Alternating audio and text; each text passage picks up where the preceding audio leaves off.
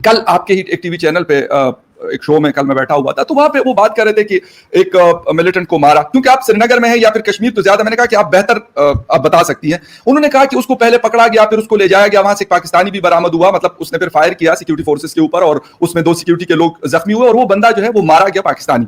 मैंने उस एंकर को कहा, मैंने कहा भाई मेरी बात सुने कि अगर इतना हाई वैल्यू टारगेट आपने पकड़ा हुआ था, किसी भी मिलिटेंट ग्रुप से उसका ताल्लुक था, तो क्या आप उसको उस लोकेशन पे साथ लेके जाएंगे सिक्योरिटी फोर्सेस वाले? मैंने कहा यार एज ए जर्नलिस्ट ये बात मुझे हजम नहीं हो रही। मेरे पाकिस्तान में एक हफ्ता पहले एक हमला हुआ बलूचिस्तान में, तो ISPR की एक प्रेस रिलीज आई, या ना मेरे लिए बड़ी हैरानगी थी, इत्तेफाक से उस दिन मेरी न्यूज थी, तो उसमें प्रेस रिलीज में लिखा हुआ था कि दहशतगर्दों ने जो हमारा FC है, फ्रंटियर कंस्टेबलरी कहते हैं उसको, उनके ऊपर अटैक किया, जिसमें से 2 लोग शहीद हो गए और जवाबी फायरिंग में उनका दहशतगर्दों का जानी और भारी जानी माली नुकसान हुआ। लेकिन यह नहीं पता किसी को कि जानी माली नुकसान क्या था। ISPR ने यह मेंशन करने की जहमत नहीं की, जो मुझे भी नहीं हजम हो रही थी वो चीज। सेम लाइक दैट मुझे कल वाली चीज, मैंने कहा यार आपने अगर उसको पकड़ लिया हैंड ग्रेनेड के साथ श्रीनगर के किसी सड़क के ऊपर, आप उसको उस जगह पे क्यों लेके जा रहे कि एक उसका AK-47 वहां पे पड़ा और एक पाकिस्तानी वहां पे छुपा हुआ है? तो इस तरह की चीजें आपके अंदर, आपके माइंड के अंदर, यकीन करें या ना यकीनन आपके जहन में भी ऐसे सवाल उठते होंगे। मेरे लिए चीज मतलब एक्सेप्टेबल नहीं थी। मैं कहा ऐसे कैसे हो सकता है? तो ये वाली चीज मुझे आपके लिए क्या एक्सेप्टेबल है कि उसको जो अरेस्ट कर लिया तो उसको जेल में डालो, फिर कुछ साल उसके ऊपर सुनिए ना, तो कुछ साल उसके ऊपर वो चलेगी लॉ एंड ऑर्डर की, कुछ साल उसके ऊपर केस चलेगा, उसको बार बार बुलाया जाएगा, फिर उसको पूछा जाएगा कि तुम इंडियन बनना चाहते हो या नहीं, या तुम इंडिया के साथ खुश हो या नहीं, फिर उसको वो केस चलता जाएगा, वो हमारे टैक्स मनी पे खाता जाएगा जेल में बैठ के। उसके बाद बिग बॉस वाले आएंगे, उसके ऊपर स्टोरी कर उसको बिग बॉस में ले लेंगे, जैसे वो बाहर निकल गया उसको कंपैशन ग्राउंड्स पे इंडियन गवर्नमेंट ने, इंडियन लॉ एंड ऑर्डर, पता है आपको कितना कंपैशनेट है, उसको छोड़ दिया, चलो कोई बात, अपना ही है, he decided to be Indian now, he decided to support India. फिर वो बाहर निकला जेल से, फिर बिग बॉस वालों ने उसको घर में बुलाया, बिग बॉस ने उसको स्टार बना दिया। आप ये चाहते हो उसके साथ हो? आप ये चाहते हो या जो उसके साथ हुआ वो चाहते हो? क्योंकि जितना उन लोगों ने जितना कतलेआम यहाँ हमारे लोगों का, मैं कहता हूँ नहीं निकाल सकती। जो उसके साथ हुआ है, मेरे हिसाब से ठीक हुआ है, मेरे हिसाब से वो इंसाफ है, मेरे हिसाब से। I mean to say कि अगर किसी को, मैं कहता हूं कि रोड के ऊपर मैंने किसी को पकड़ लिया, दुनिया का कोई लॉ ये इजाजत नहीं देता कि आप उसको जाके मतलब चलते रोड पे आप उसको गोली मार दे। कोई लॉ, दुनिया का कोई लॉ, अच्छा हो या बुरा हो, हमारे पाकिस्तान में भी बहुत सारे लॉज ऐसे हैं कि ऐसे लोग पकड़े जाते हैं और छूट जाते हैं जेलों में से, बिल्कुल मैं इससे एग्री हूं।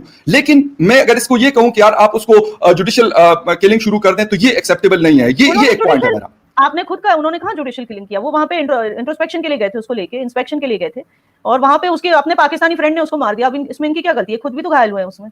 उन्होंने कहा उसको शूट किया, वो तो उसको बाकायदा उसका वीडियो भी है कि उन्होंने उसको अरेस्ट किया था, उसको इंस्पेक्शन के लिए ले गए, फिर अभी उसके अपने फ्रेंड ने उसको मार दिया, तो उसमें इनकी क्या गलती है? तो how can you blame?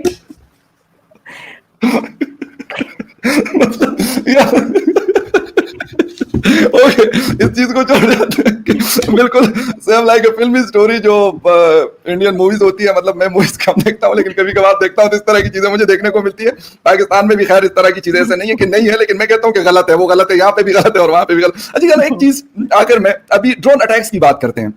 Drone attacks वहां पे हो रहे हैं, बहुत सारे ड्रोन कहते हैं कि मतलब डायरेक्टली हमारा इंडियन मीडिया, हमारे बहुत सारे दोस्त बैठे होते हैं, तो जब बैठे होते हैं पाकिस्तानी हो, आपको हम ये कर लेंगे, आपको वो कर लेंगे। मैं कहा भाई कर लेना यार, जब आओगे हम चाय पानी आपको पिला देंगे, कोई नहीं, आप हमारे दोस्त हो। तो मतलब ये कि ये क्या मतलब एक ट्रेंड आया हुआ है कि पिछले 2-3 दिनों से या 4 दिनों से हम ये चीज देख रहे हैं कि एयरफोर्स स्टेशन के ऊपर और इस तरह की, क्या है, कोई स्ट्रेटेजी चेंज हुई है या कोई और मतलब नई लहर आ रही है?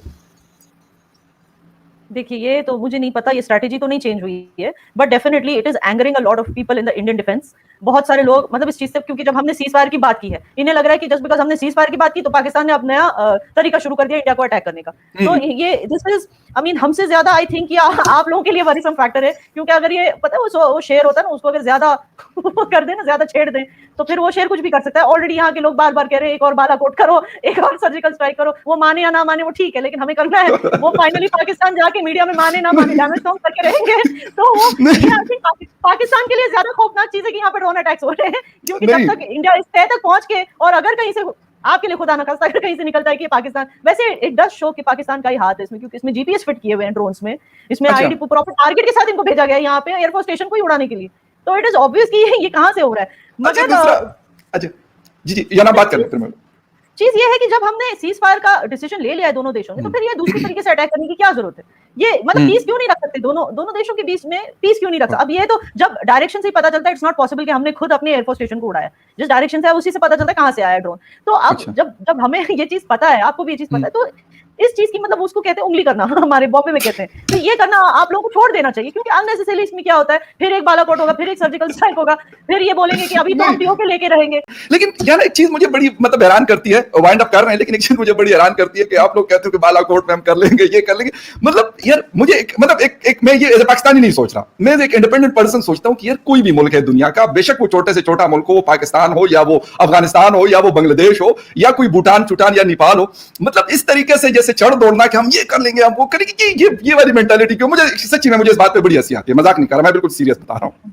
देखिए, अब आप हमारे देश की गरिमा को, हमारी सॉवरेनिटी को अगर अटैक करेंगे तो ऑब्वियस है कि यहाँ से भी अटैक करेंगे। एट द सेम टाइम ये दुनिया के सामने नहीं दिखाना चाहते कि हम एक अग्रेसिव नेशन है, तो ये अटैक करेंगे भी तो इस तरह से करेंगे कि चोट भी लगेगी और इनका नाम भी नहीं खराब होगा। ये आप अच्छे से जानते हैं, ये ऐसे ही करेंगे, ये चाहते हैं। नहीं तो अभिनंदन जब पकड़ा गया था तो नाम तो खराब हुआ था ना।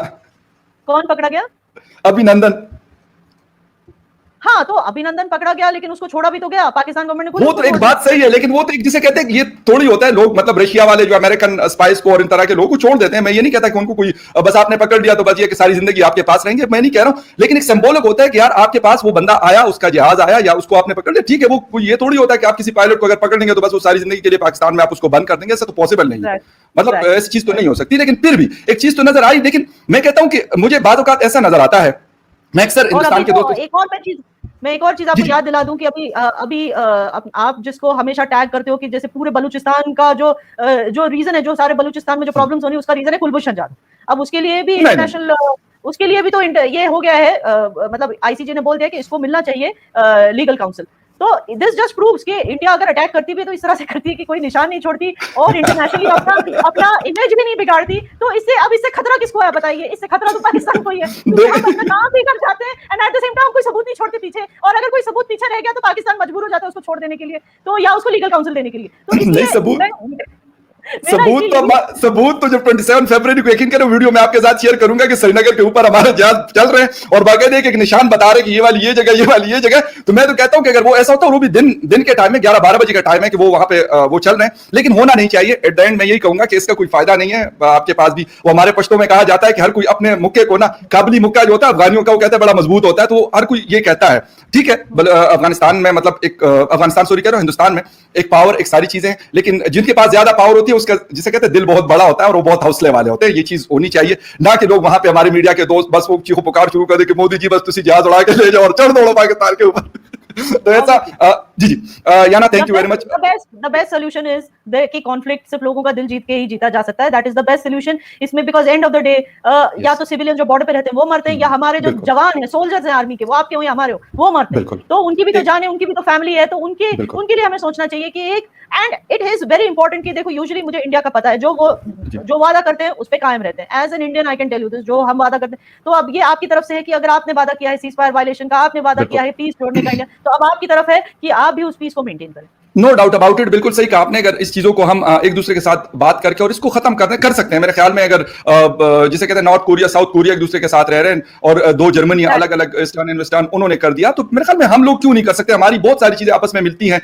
मतलब एक साथ हम लोग रहे हैं, 75 साल हुए कि हम लोग अलग हुए हैं, इससे पहले तो साथ इकट्ठे रहे हैं, तो मेरे ख्याल में एक दूसरे को ज्यादा बेहतर हम लोग जानते हैं। तो इस वजह से ज्यादा बेहतर बातचीत भी हम खुद ही कर सकते हैं, बजाय इसके हम अमेरिका की तरफ देखें, हम सऊदी अरेबिया की तरफ देखें। उनके अपने माइंड है, अपनी सोच है, अपने तरीके से वो सारी चीजें करते हैं। Thank you very much Yana.